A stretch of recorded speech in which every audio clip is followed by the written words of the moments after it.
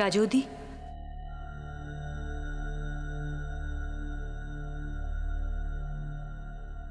রাজৌদি, কি হয়েছে তোমার? এতক্ষণ তাহলে আমি হতে পারে না, হতে পারে না। তোমার কি শরীর অসুস্থ?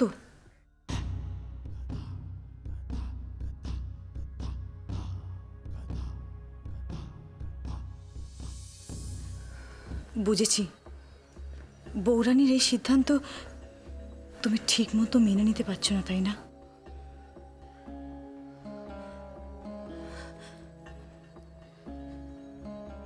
ঠিক বলেছো তুমি। হ্যাঁ, ওই শিকারীর সিদ্ধান্তের জন্য আমার ভেতরটা, আমায় একটু একা থাকতে দাও যশোধরা।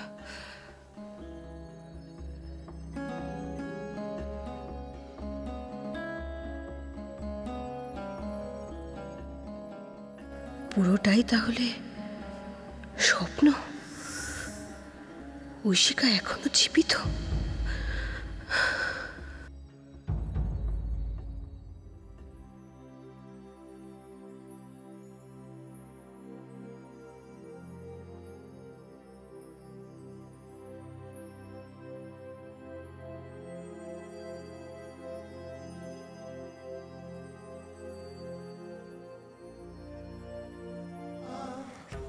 একই দেখছি, মায়ের মৃত্যুবরণ করবার তো কোনো প্রয়োজনই নেই। এমন একটা বিষয়ের জন্য মা আত্মত্যাগ করছে, যার জন্য মা দায়ী নয়। না, আমার হাতে আর একদম সময় নেই। যা করবার তাড়াতাড়ি করতে হবে।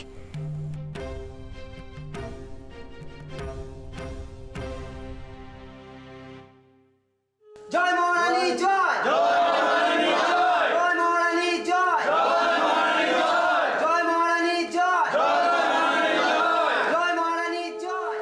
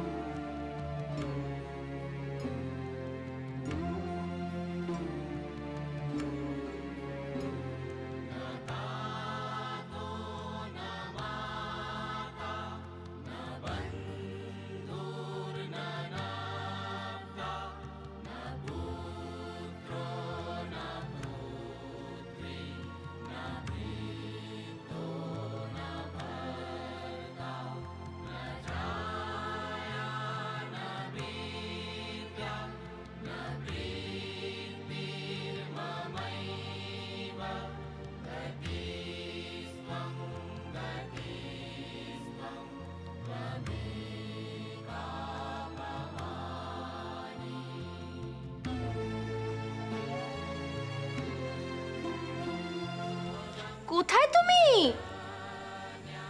মা! ও মা, এটা কে? দেখি তো।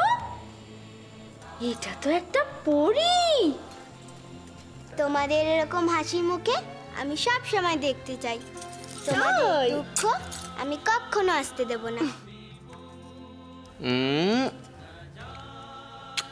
আমার সোনা খনা মা।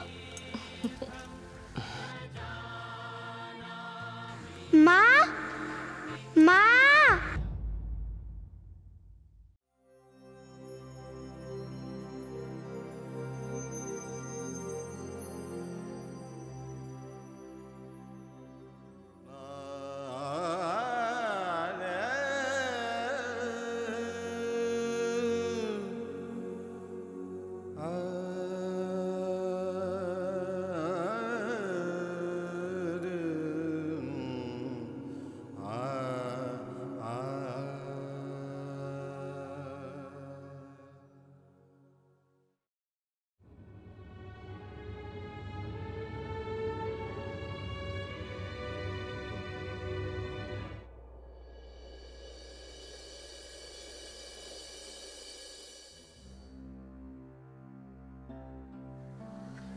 কেন কেন মেয়েদেরই সব সময় পরিস্থিতির শিকার হতে হয়? বলতে পারো কি দোষ করেছিল ঐশিকা? এর জন্য আমিই দায়ী। আমি বৌরানীকে বলেছিলাম যে আমার কোল খালি করে দিয়ে বৌরানী আমার সন্তানকে কেড়ে নিচ্ছে। সিংহলের উত্তরাধিকারীর জন্য সে আমার সন্তানকে দত্তক নিতে চায়। সেদিন বৌরানী খুব দুঃখ পেয়েছিল, কিন্তু বিশ্বাস করো আমি এত ভয় পেয়েছিলাম যে আমার মাথা ঠিক ছিল না। তুমি তুমি অযথা ভয় পেয়ে ঐশিকাকে এত কথা বলেছ। ত্রিজটা তো আগেই বলে দিয়েছিল তোমার সন্তানের রাজ রক্ত নেই বলে সে উপতিষ্য তাকে কখনোই দত্তক নিতে পারবে না।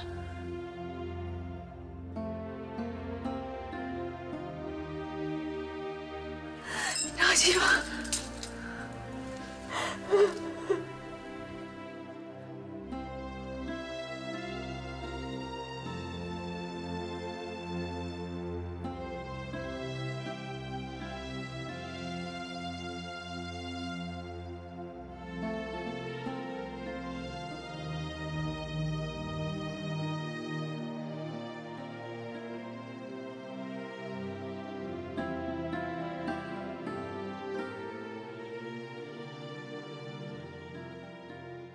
আমি চিরকাল তোমার কাছে অঙ্গীকারবদ্ধ থাকব। আমার জীবনে কোনো নারী ছিল না, আর থাকবেও না। তুমি শুধু সিংহলের রানী নও, আমার মনেরও রানী। আমাদের ভালোবাসা যেন এইভাবেই জন্ম জন্মান্তর ধরে বেঁচে থাকে। আমাদের এই ভালোবাসা যেন সবার কাছে দৃষ্টান্ত হয়ে থাকে।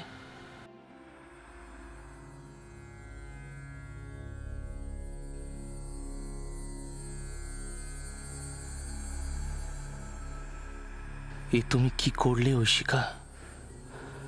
পরিস্থিতির চাপে পড়ে আমি একের পর এক মানুষের সঙ্গে প্রতিজ্ঞার বন্ধনে জড়িয়ে পড়েছিলাম, কিন্তু সেই প্রতিজ্ঞাগুলো পালন করা আমার পক্ষে সম্ভব নয়, কারণ আমার শপথগুলো একে অপরের সঙ্গে বৈপরীত্যে ভরা।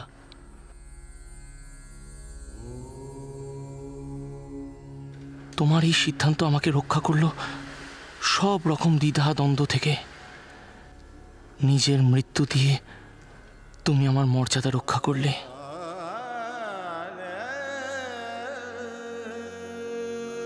তোমার এই সিদ্ধান্ত প্রমাণ করলো আমার থেকে তুমি অনেক গুণে শ্রেষ্ঠ। তুমি সত্যি অনন্যা। আর কতটা অভাগা আমি! এরকম একজন স্ত্রীকে পেয়েও আমি তাকে হারাতে চলেছি। ঐশিকা,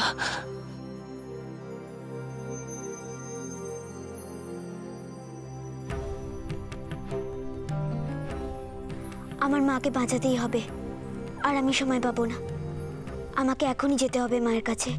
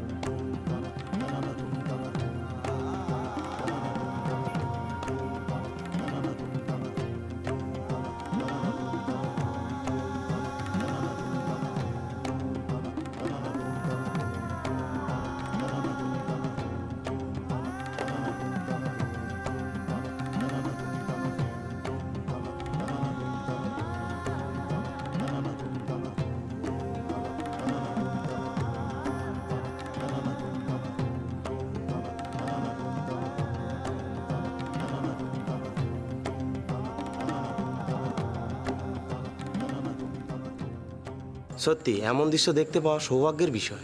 হ্যাঁ ঠিকই বলেছো। সত্যি আমাদের মহারানীর মতো সতীসাধ্যী নারী আর দেখা যায় না। দিদি, আমি এমনই হতভাগ্য যে আমাকে আজ এখানে দাঁড়িয়ে এই দৃশ্য দেখতে হচ্ছে, অথচ আমি তোমাকে এই পরিস্থিতির হাত থেকে রক্ষা করতে পারছি না।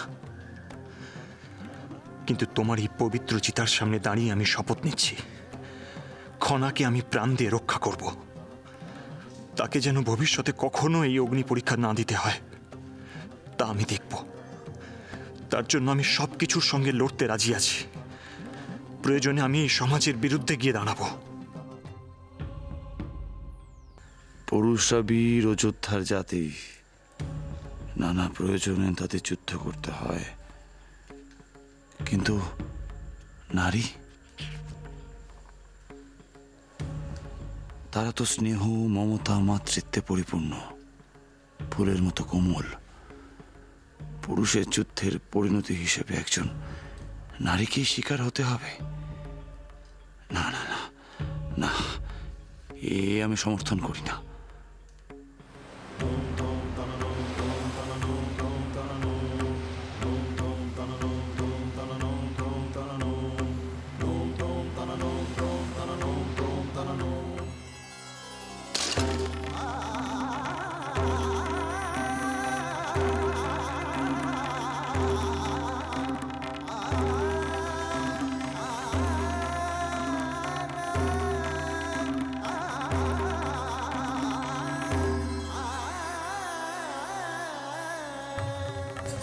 কোথায় যাচ্ছ? কোথায় যাচ্ছ খনা? কি আছে?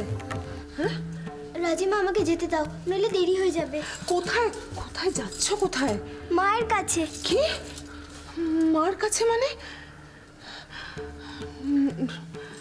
বসুন্ধরা দেবী, এখন যদি খনা ওখানে যায় তাহলে তো এইটুকু বাচ্চার মনের মধ্যে যা প্রভাব পড়বে।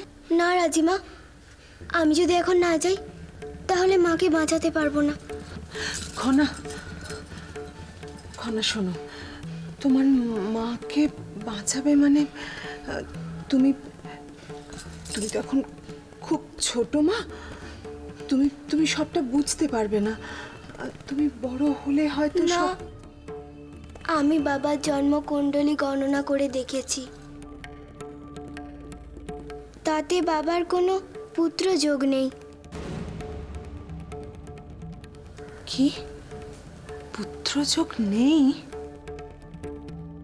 তাহলে আমার মাকে শুধু শুধু কেন মৃত্যুবরণ করতে হবে?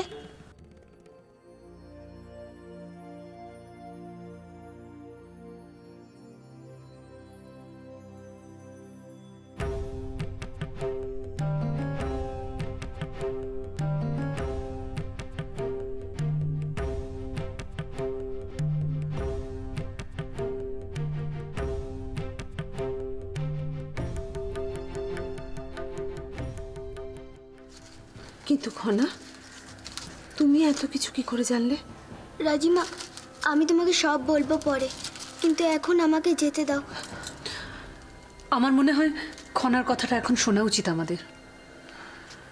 কিন্তু বসুন্ধরা দেবী, এইটুকু মেয়ের কথা শুনে এত বড় একটা প্রথায় যদি বিঘ্ন ঘটে তাহলে সেটা কি? আমার মনে হয় খনার কথার মধ্যে নিশ্চয়ই কোনো সত্যতা আছে। আপনি আর দেরি করবেন না, আমাদের হাতে কিন্তু আর সময় নেই। আপনি যদি ব্যবস্থা করে দেন তাহলে আমরা খুব শিগগিরই ওখানে পৌঁছতে পারি। চলো খনা।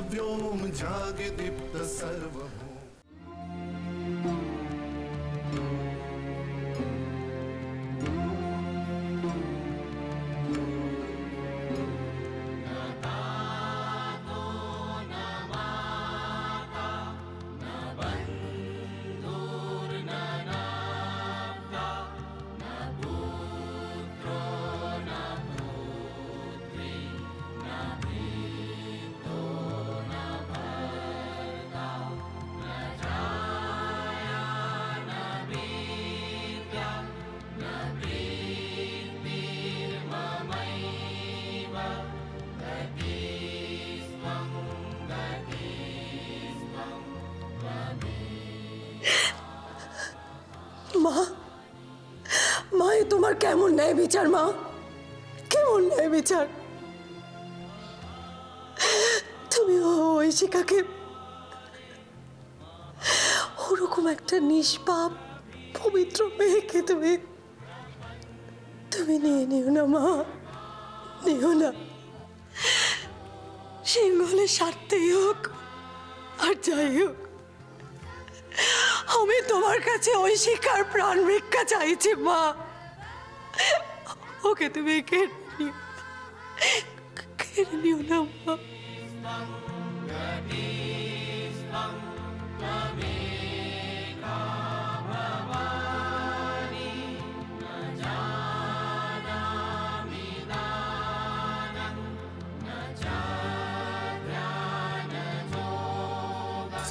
বাবা,